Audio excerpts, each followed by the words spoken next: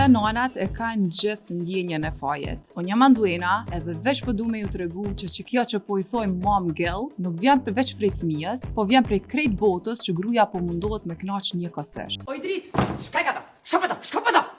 Në momentin që një gru bëhet nan, automatikisht i vjen që ajo ndjenja fajit. Jo s'po me thonë po të mjaftush me fëmis, as burrit, as familjes, edhe më zvet që tash shoqënia po menon që ju kom largu. Edhe krejt që ta zërat vogël, kur bëhen bashk, e bojnë grujen me nga mas krejtave, veç që me ju përshtat e me ju kry pun krejve. Me u bo si një makinë multifunksionale. You motherfucker, you made your mom crazy. Për krejt do me thonë, për veç vetës. A më normal që kjo veç normal s'është, e as është ndechme. Nuk është edukem me i thoni gruje që duhet me i bo krej, është presion. Në fakt, lot studive psikologjike po tregojnë që nanat që vendosin kufin qartë, kohë, energji, përgjithësi, janë shumë ma qeta, ma stabile emocionalisht edhe rrjedhimisht rrisin fëmijë ma të sigurt. No is my favorite word. Jo pse janë nana perfekte, po se janë njerëz.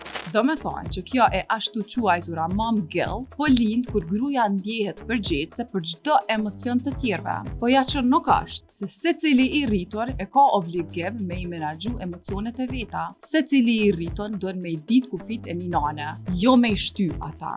Edhe le ta kuptojmë që nana që vendos limite nuk është e ftohtë, as nuk është që ka ndryshu shumë, as që s'po menon për neve. Ajo në fakt veç po e ruan veten që mos me u harxhu shumë shpejt. E kjo mom guilt nuk zhduket lehtë. Ama mundet me u zhduk ma shpejt kur baba për shembull merr përgjegjësi për pjesën e vet, kur fëmia nuk pret heroizma prej saj, kur shoqënia e kupton që nana s'mundet me dal sa ka dal ma herët, edhe kur vet nana ja lejon vetës me pushu pa ju dok që ka bën krem. Se në fund ditës, fëmia ka nevojë për një nanë që ndjehet mirë, e jo për një nanë që e ka knaq krejt botën, po gjithë e ka harru vetën. Anduena out edhe shkoni vendos një kufet se janë për shtem.